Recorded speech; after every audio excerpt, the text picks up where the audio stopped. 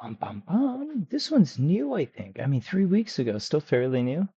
But four most disturbing early internet rabbit holes? SeeMeRot.com. Cicada 333 is probably going to be in this. In See me February of rot. 2004, a user on a now outdated message board asked other members about a strangely morbid site they recently came across. The post read, SeeMeRot.com. Is this coffin webcam real? I recently visited www.seemerot.com, which is a live webcam inside a coffin that is taping a woman in her 40s who passed away from natural causes. Something isn't right here. They claim it's real, but there is very loose wording under the disclaimer. Someone please help clear this up. Is it a hoax? There seems like there are too many loose ends here. There has to be more to the story than this. Visiting this site today leads to an Australian fashion and lifestyle blog that has nothing to do with what this post was talking about. Fortunately, this domain has been extensively archived by the Wayback Machine over the years, allowing us to go back in time and see how it used to look in August of 2003. And sure enough, it was just as bizarre as the OP mentioned in their post. Its logo was the site's name over a picture of a coffin, with an ominous caption tagline reading, "Being dead and buried doesn't mean you can't have friends over." Below this was a supposed live view from within a coffin, featuring two cameras pointed at the deceased face and feet. Live streaming video over the internet wasn't really a thing back then, so these were more akin to images that were updated periodically. These images were too low res and hard to decipher, even for 2003 standards, hinting that this whole thing might have been nothing more than a hoax. But less than a month later, the site's owner replaced them with a much clearer picture of the person in the coffin. It showed what was supposed to be the final resting place of a young woman in a light blue button-up shirt.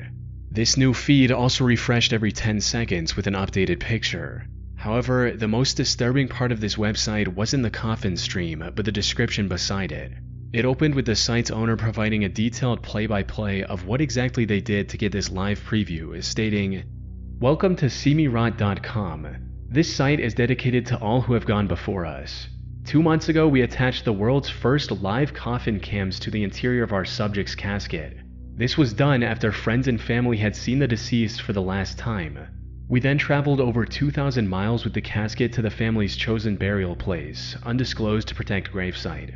Having arrived at the graveyard, a small ceremony was held, after which the final preparations were made to our transmitting hardware and lighting units. All went according to plan at first, and the casket was lowered just after lunchtime, April 15th, 2003.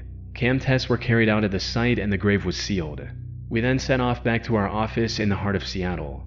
This description ended with the site's owner urging readers to contact them if they wanted a coffin cam for their loved ones as well. So the whole purpose of this site appeared to be an advertisement for their disturbing service, which left visitors with more questions than it answered. Like, who in their right mind would want to see the decay of their friends and family after their passing? But while people were figuring that out, SeeMeRot.com became a phenomenon on the early internet, with people talking about it on forums, prompting even more flock to the site out of sheer curiosity. It even got picked up by mainstream media like the QI, or Quite Interesting show from the UK. The biggest question most visitors had, however, was whether it was actually legit. Were these images really from the inside of a coffin?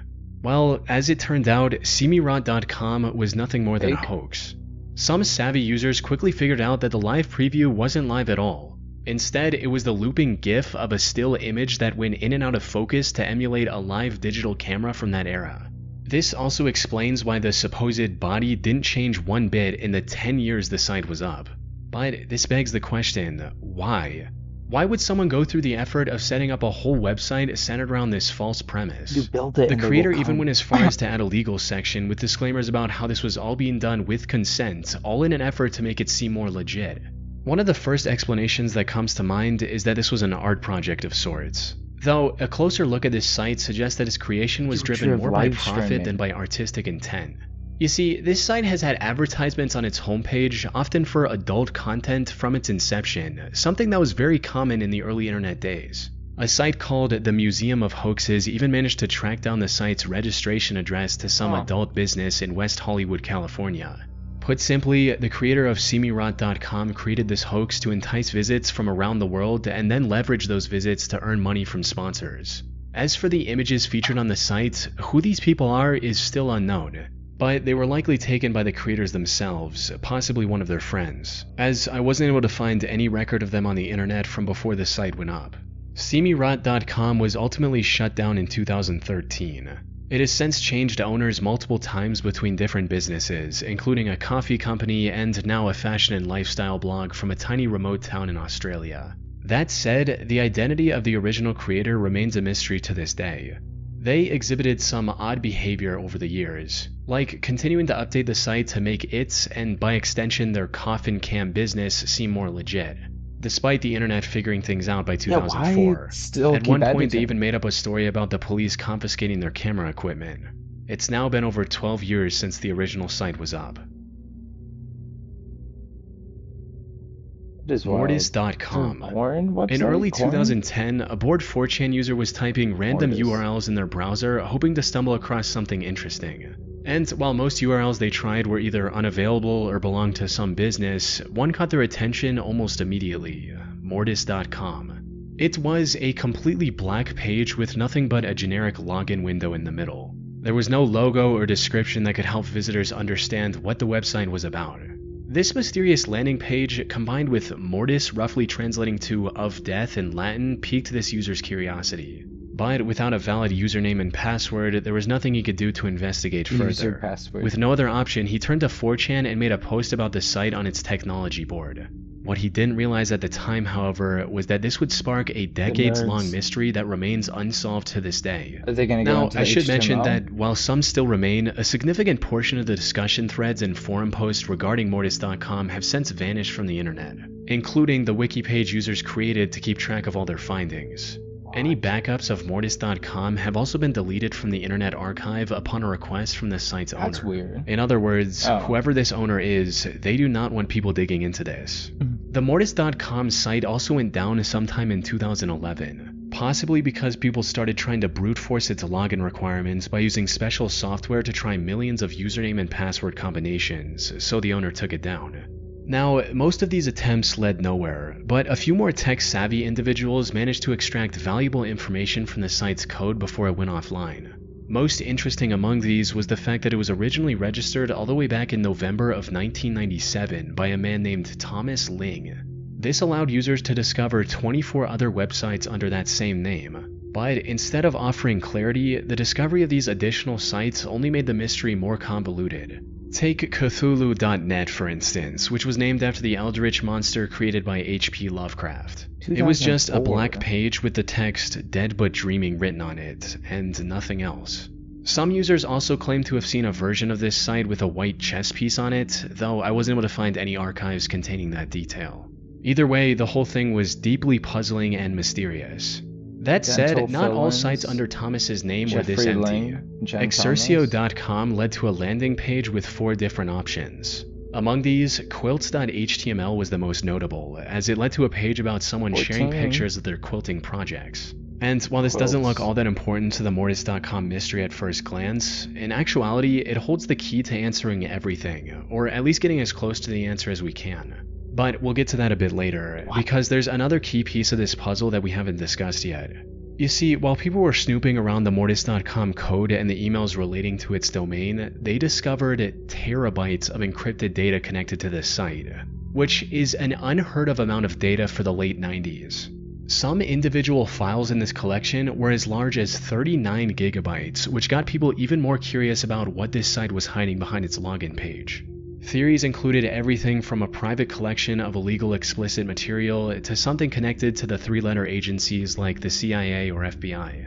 However, while people were trying to figure this out, Thomas allegedly contacted one of the investigators and told him to stop trying to hack his site. As the story goes, Thomas also claimed that these files were nothing more than the photos and videos from his wedding, which would have been a reasonable explanation if these files were only a few gigabytes in size, not terabytes.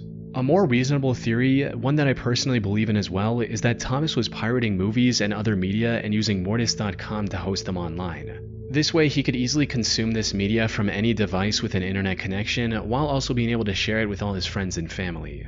This would also explain why he was so reluctant about people finding out the truth, as it could land him in some trouble with the authorities. Most importantly, this theory isn't completely baseless either. While looking through the data connected to Mortis.com, one 4chan user stumbled upon a 25GB file with a seemingly gibberish name of Drive Crazy 3DBD25.part2. However, looking up Drive Crazy 3D followed by movie brings up results relating to a 2011 film by Nicolas Cage called Drive Angry 3D. With that, we can decipher the rest of the name as well, with BD likely being the short form of Blu-ray disc and 25 referring to its size in gigabytes. Put simply, Mortis.com was likely like nothing more than a pirated media server. As for its ominous name, He it's hosted possible he his chose own Mortis Netflix? just because it sounded cool.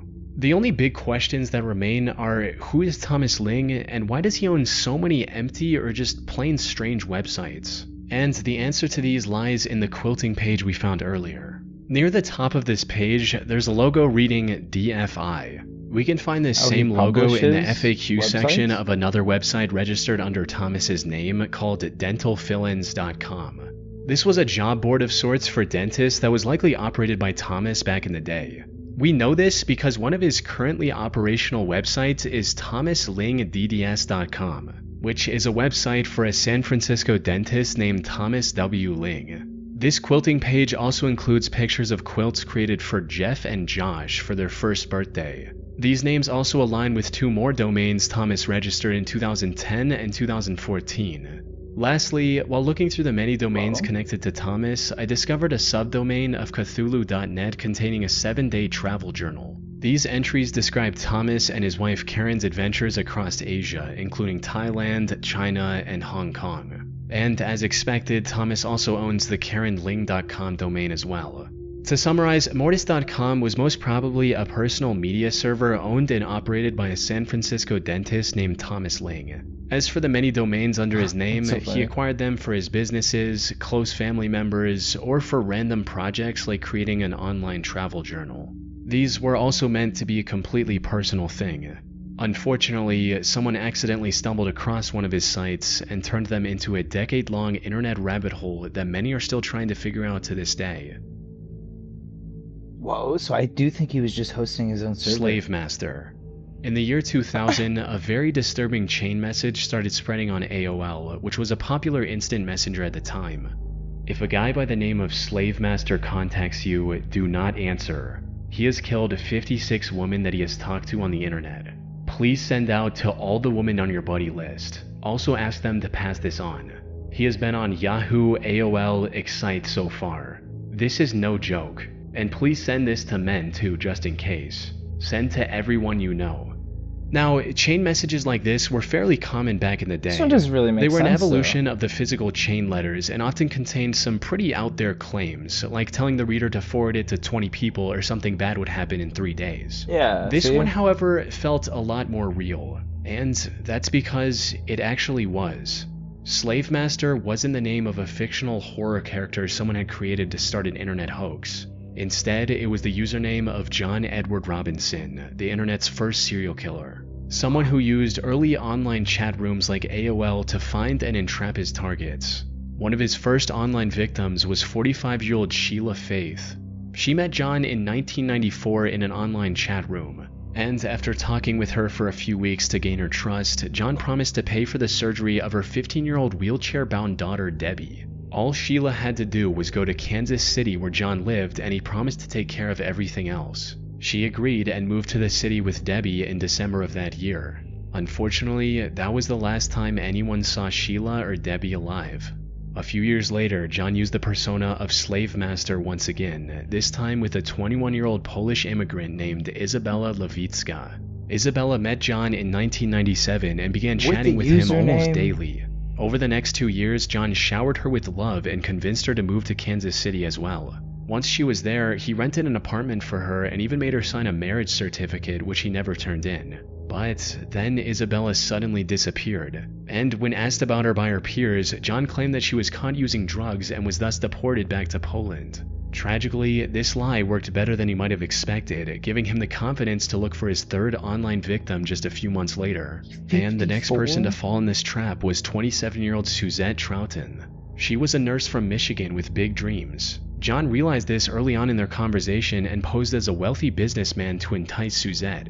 He offered her a $60,000 a year job working as his non-existent father's primary caretaker, and to sweeten the deal further, also promised to take her with him on his business trips around the world. This was what finally convinced Suzette to leave her already established life in Michigan and move to Kansas City. But unlike his previous 3 victims who disappeared without a trace, Suzette gave John's name and number to her mother before leaving. Shortly after leaving for Kansas City, her mother also started receiving several typed letters, supposedly from Suzette, reassuring her of her safety. However, her mother found these letters incredibly suspicious, as Suzette had never sent a typed letter before. They were also free of any grammatical or spelling mistakes, which didn't match Suzette's writing style. So she called John, hoping to speak with her daughter. Instead, she was met with hostility from John, who accused Suzette of stealing his money and running away. But Suzette's mother knew her daughter would never do something like this. So she called the police on March 1st, 2000, kickstarting an investigation into John's life.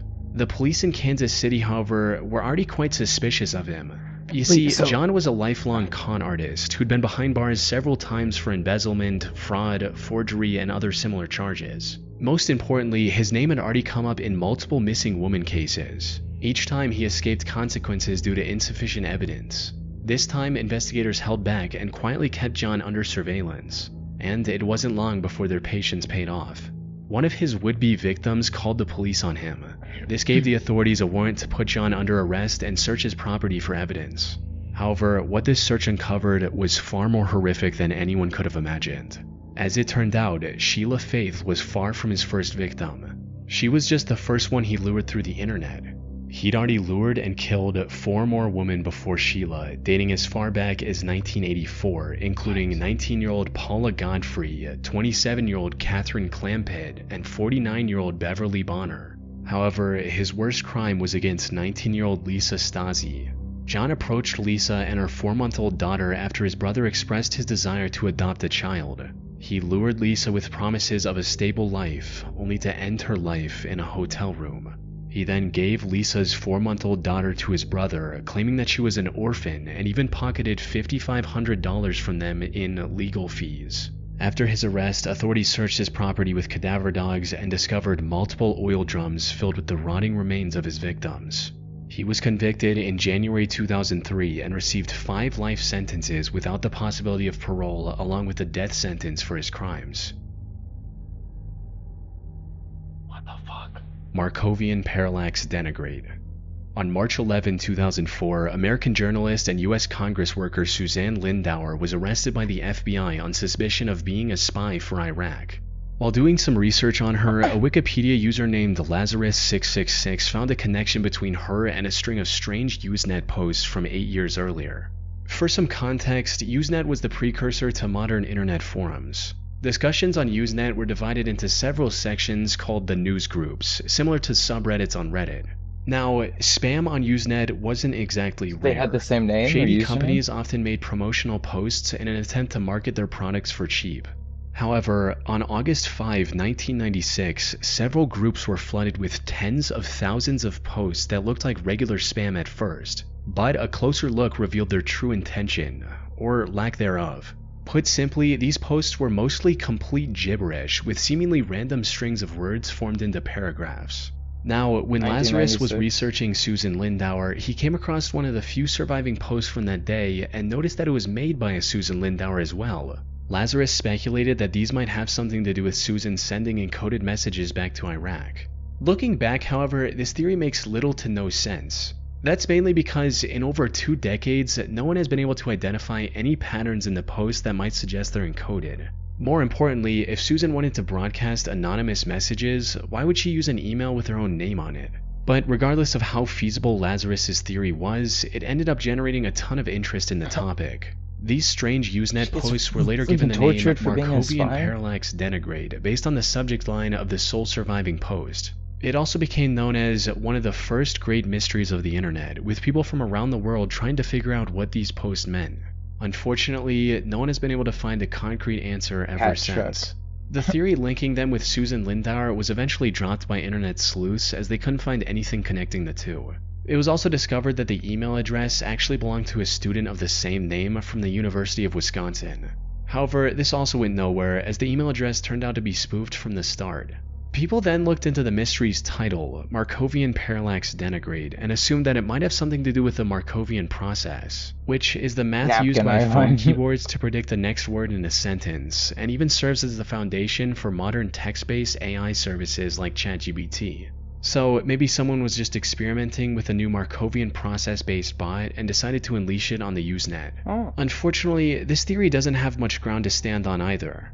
The thing is, this mystery only got the Markovian name because that was the subject of the most popular surviving post. This led many to falsely believe that this was the subject for all the thousands of similar posts made that day. But that can't be further from the truth. The word Markovian appeared on the subjects of only 2 posts out of thousands. Even if we assume these posts were generated by a Markovian bot, the theory still doesn't hold up, since the content of these posts was pure gibberish. Despite the fact that Markovian text generators from years before this incident were already capable of producing coherent sentences with relative ease. So, what's the actual explanation here? What was the true meaning behind Jitterbug, McKinley, A break, Newton, interfering, Qua update, Cohen, error, collaborate, rune. Huh. these thousands of seemingly McKinney nonsensical is posts? twice. Well, like many other mysteries on the internet, the most likely answer is also the simplest one. Put plainly, Morphine? this spam of thousands of posts was just that, spam. Something that becomes abundantly But why? clear when you consider Why that, is with a spam? single exception, the only news groups targeted were make related to anything. Christianity. In other words, there's a strong chance this was simply an attempt by an unknown user to troll Christian news groups. As for Oh. why the spam looked so jumbled, it was likely an attempt to bypass Usenet's spam filters, which typically flagged and deleted repeated messages. That said, this is still just an educated guess, and the rabbit hole can get much deeper the more you look into this. Maybe it did originate Oh my as god, some look! Drunk. This word occurs more frequently in the Markovian post. There's only 2. Yearbook. A yearbook is also known as the annual, and is a type of book published annually. One used to record, highlight, and commemorate the past of the school. Term also refers to a book of scholastic or facts published annually. Hark. thing far more So there's just exotic, like a definition of all text the version of words. spy number stations, or an attempt to test the security of Usenet by a foreign entity. But unless the original Spam developer detection comes makes forward with a sense. confession, the spam theory is the best we have to explain the rabbit hole And going that is after Markovian the parallax churches, I denigrate. guess, is interesting.